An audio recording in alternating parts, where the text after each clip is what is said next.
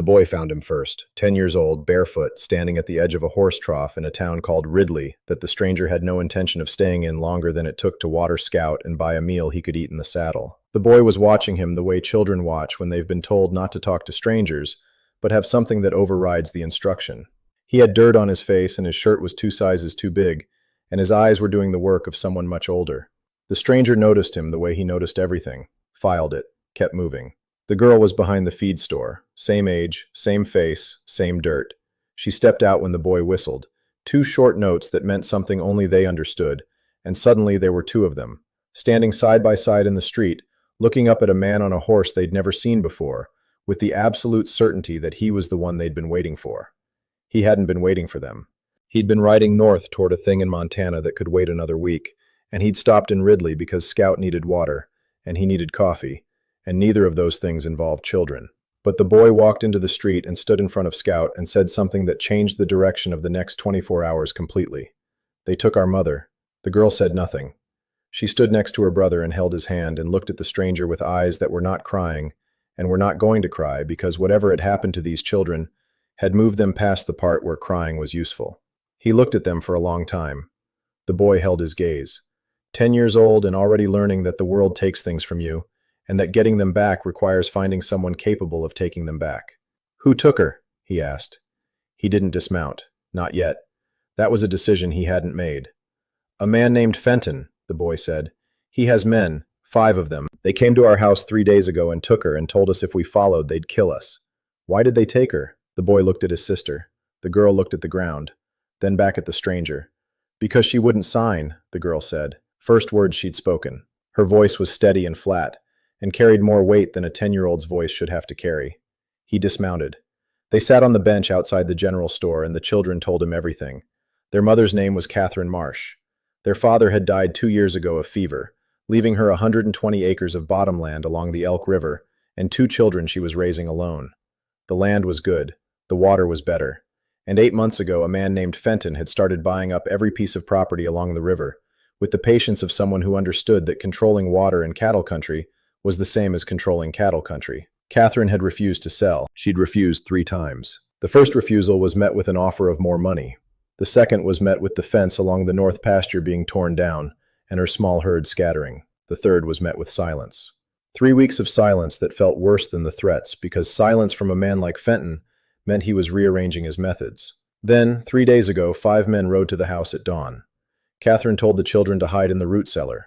They hid.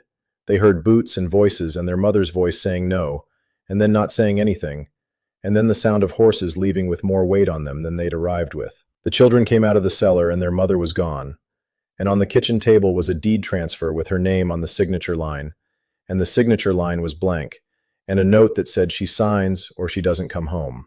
The boy had been walking for 2 days. The girl had been walking with him. They'd slept in a ditch the first night and under a wagon the second, and they'd arrived in Ridley that morning with no food and no money and no plan beyond finding someone who looked like they could help. They'd been watching men come and go all morning. Cowboys, drifters, merchants. None of them looked right. Then the stranger rode in on Scout, and the boy looked at his sister, and the sister looked at the boy, and whatever passed between them was enough. "Where are they keeping her?" he asked. "The Marsh Ranch," the boy said. "Our house. They moved in after they took her.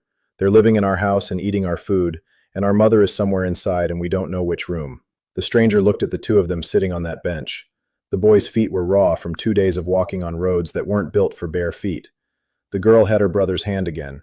She hadn't let go since they sat down. These were children who had organized themselves around a catastrophe with the efficiency of people who didn't have the luxury of falling apart. "When did you last eat?" he asked. "Yesterday morning," the boy said. "A woman in Castor gave us bread." The stranger went into the general store and came back with dried beef and 2 apples and a canteen of water. The children ate with the controlled speed of people who were very hungry and had been taught not to show it. He watched them eat and thought about Catherine Marsh alone in her own house with 5 men who wanted her name on a piece of paper and were willing to keep her there until they got it. "Show me," he said. They rode together, the boy in front of him on Scout, the girl behind, her arms wrapped around his waist with a grip that said she was not letting go and did not intend to let go and would not be asked to let go. Scout carried the extra weight without complaint. The horse had carried stranger things than 2 children who needed to get home. The Marsh Ranch was 9 miles south of Ridley. They stopped a mile out on a ridge that gave a view of the property below. The house was a solid two-story homestead built by a man who'd intended to stay. Barn to the left, corral with 6 horses, smoke from the chimney, 2 men on the porch, one walking the perimeter of the yard in a slow circuit that told the stranger this was a rotation, not a stroll. The man was checking sightlines, covering ground, the movement of someone who had done guard work before. He counted, 2 on the porch, 1 walking. That left 2 inside with Catherine, 5 total. The boy had been right. He studied the property for 30 minutes. The children sat in the grass beside him and said nothing. They had the silence of children who understood that the man looking at their house was doing something important, and that interrupting would be the wrong thing to do. The girl picked at the grass. The boy watched the house, both of them doing the work of waiting in their own way. The approaches were limited. The house sat in a clearing with 50 yards of open ground in every direction. The barn offered cover from the south, but the walking guard's rotation covered the gap between barn and house every 4 minutes. The north side had a woodpile and a smokehouse, but the porch faced north, and the 2 men sitting there had a clear view of everything. "There's a root cellar," the boy said. He'd been watching the stranger study the property, and he'd understood what the stranger was looking for. "The entrance is behind the smokehouse. It connects to the kitchen through a trapdoor under the table. Our father built it for storms." The stranger looked at the boy. The boy looked back at him with the expression of someone who knew exactly what he'd just offered, and how much it was worth. "That changes things," the stranger said. The boy nodded once, small, serious. The nod of a man in a child's body. He waited for dark. The children stayed on the ridge. He told them not to move until he came back, and the boy said, "We know," and the girl said nothing, but her eyes said the same thing. He left Scout with them. The horse would keep them calm, and the horse would hear anything coming before they did. He moved to the property at 10 o'clock. The night was clear, too clear for his preference, but the moon was a sliver, and the stars didn't cast the kind of light that reveals movement at distance. The walking guard had settled into a predictable pattern, 4 minutes per circuit. The gap behind the smokehouse lasted 40 seconds. He timed it twice to be sure. Then he moved. The root cellar door was where the boy said it was. Old wood, leather hinges, set into the ground at an angle. He opened it without sound and went down into the dark. The cellar smelled of earth and onions, and the particular must of a space that hadn't been aired in weeks. He found the trapdoor by feel. The kitchen above was quiet. He pressed his ear to the wood and listened for 3 minutes. Nothing. No footsteps, no voices. The kitchen was empty. He came up through the trapdoor and stood in the dark kitchen of a house that belonged to a woman he'd never met, because 2 children had stood in a road and told him their mother was gone. The house smelled like strangers. Tobacco and whiskey and the particular staleness of men who don't clean up after themselves in spaces they don't respect. Catherine Marsh's kitchen had been tidy once. He could see the organization beneath the mess. Jars in rows, hooks for pans, a woman's system disrupted by men who didn't notice it. He moved through the ground floor. The front room had 2 men sleeping, one on a sofa, one on a bedroll on the floor, guns on the table between them. The fire was low. He passed them without waking either. The hallway led to a closed door. He listened, breathing. 1 person, light. He opened the door. Catherine Marsh was sitting on a bed in what had been her children's room. She was not sleeping. She was sitting upright in the dark with her hands in her lap and the stillness of a woman who had been sitting like that for 3 days, waiting for something to change. She looked at him when the door opened and did not scream.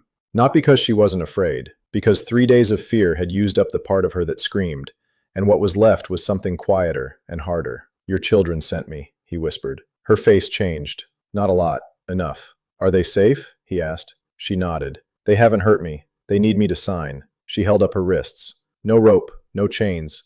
The prison was the 5 men and the 50 yards of open ground, and the knowledge that her children were somewhere out there, and that running meant never finding them. He told her the plan. She listened. She nodded. She stood up and she was ready. There was nothing in this room she needed. Everything she needed was on a ridge a mile north waiting with a horse. The porch guard was the problem. The walking guard had finished his circuit and was on the far side of the barn. The 2 sleepers in the front room were still sleeping. The 5th man was upstairs. He could hear the floorboards creaking above. But the porch guard was awake and sitting in a chair that faced the front door, and the only way Catherine could leave through the kitchen and out the root cellar was if the porch guard had a reason to not be watching the front of the house. He gave him a reason. He went out the kitchen window on the east side, circled to the barn, found what he needed, a lantern, hay. He set the fire at the far corner of the corral fence, away from the horses, away from the barn, close enough to see from the porch, big enough to demand attention. The porch guard stood up, shouted. The man from the barn side came running. The two sleepers woke. Boots on wood floors. The front door opened and 3 men went toward the fire. The 5th man came down the stairs. The house was empty for 20 seconds. Catherine went down through the trapdoor and through the cellar and out into the night, and she ran. He met her at the tree line. They didn't speak. They moved north through the dark toward the ridge. The fire behind them was already being stamped out. He could hear shouting. The men had realized the fire was set. They would check the room next. He had minutes. They reached the ridge. The children heard their mother before they saw her. The girl made a sound that wasn't a word.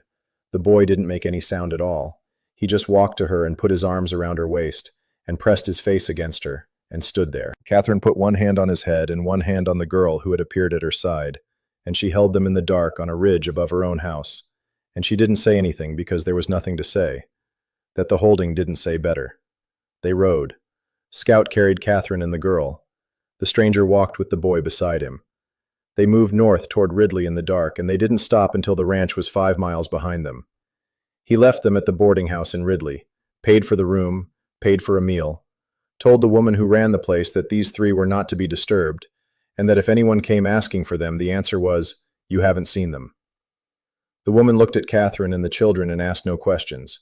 Some things don't need explaining. Then he rode back.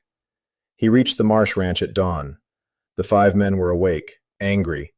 The woman was gone, and they knew it, and they were standing in the yard arguing about what to do next. He didn't hide. He rode Scout straight down the road and into the yard, and stopped in front of the porch where 2 of them were standing, and looked at all 5 of them with the expression of a man who had already had a very long night and was not interested in having a long morning. "Where is she?" the one called Fenton asked. Fenton was tall, clean-shaven, wearing clothes too good for a ranch house. The voice of a man accustomed to giving instructions and receiving compliance. The stranger reached into his coat. 3 men went for their guns. He pulled out paper. Not a weapon. Documents. He held them up. "This is the original deed to this property in Catherine Marsh's name," he said. "This is a copy of the territorial survey confirming her boundaries. And this is a filing I sent from the Ridley Telegraph Office at 4 this morning to the Federal Land Office in Helena documenting the forcible abduction of a landowner for the purpose of coerced deed transfer. Your name is on it, Mr. Fenton. So are descriptions of these 4 men provided by 2 witnesses who watched you take her from this house 3 days ago? The federal marshal will have it by tomorrow." Fenton's face went through the stages. Disbelief, calculation, the particular tightening of a man whose plan has been dismantled by someone who wasn't supposed to exist. "You're bluffing," Fenton said. The stranger looked at him. The look lasted long enough to answer the question without words. 2 of Fenton's men left first. They walked to the corral, saddled their horses, and rode west without speaking to anyone. They understood the math. A 3rd followed within minutes, younger, faster, taking only what he could carry. Fenton and the last man stood in the yard of a house that didn't belong to them, watching their operation come apart the way operations come apart when the center is removed. The last man looked at Fenton, looked at the stranger, looked at the road the other 3 had taken. He left. Fenton stood alone. He was not a man who did his own violence. He was a man who purchased violence from other men, and those men were now on 3 different roads heading away from him as fast as their horses would carry them. He stood in Catherine Marsh's yard in his good clothes with his empty hands, and the expression of a man who had mistaken purchasing power for actual power, and was learning the difference in real time. "Get on your horse," the stranger said. "Ride east. Don't come back to this territory. If I hear your name again in connection with this family, or this land, or any land along this river, the filing in Helena becomes a warrant, and I'll deliver it myself." Fenton rode east. He brought them home that afternoon. Catherine walked through her own front door and stood in her own kitchen and looked at the mess 5 men had made of her life. The children stood behind her. The boy looked at the table where the unsigned deed had been. It was gone. The stranger had taken it from the kitchen during the night, and it was now ash in a fire he'd built on the ridge while the children slept. Catherine started cleaning. Not because it was the most important thing, because it was the thing she could do right now, and because doing it meant the house was hers again, and the kitchen was hers again, and the mess was something she could fix with her own hands in her own time. The stranger helped. He righted a chair, swept the front room, fixed a hinge on the kitchen cabinet that had been pulled loose. Small things, the work of hands that knew how to build and repair, and that did so without being asked. The children watched him. The boy brought him water. The girl brought him a rag for the table. A family reassembling itself around a stranger who wouldn't be staying. That evening, Catherine cooked a meal in her own kitchen for the first time in 3 days. They ate together. The stranger sat where the father would have sat, and the symmetry was not lost on anyone, but nobody said it. The boy talked more than he had in days. The girl smiled once. Catherine looked at the stranger across the table with an expression that contained gratitude and exhaustion, and something else that lived underneath both. After supper, she walked him to the porch. The children were inside. "You could stay," she said, not as a question, as a statement of something that was available if he wanted it. He looked at the road, at Scout standing easy in the yard, at the night that was just the creek and the wind and the sound of two children inside a house that belonged to them again. "I don't stay," he said. She nodded. She'd known the answer before she said the words. Some things you say not because you expect them to change anything, but because not saying them would be worse. He rode out at first light. The boy was on the porch. The girl was beside him. They watched him go the way they'd watched him arrive, side by side, together, the way they did everything. The boy raised one hand. The stranger raised one back. Then Scout turned north, and the road opened ahead, and the ranch fell away behind him. He thought about the boy standing in front of Scout in the street in Ridley, with bare feet and a shirt 2 sizes too big, telling a stranger that someone had taken his mother. 10 years old, 2 days of walking, and the absolute refusal to let the situation be permanent. He thought about the girl who didn't speak until she needed to, and whose first words were the ones that mattered most, because she wouldn't sign. 3 words that contained the entire story. He thought about Catherine sitting upright in the dark of her children's room, not sleeping, not crying, waiting.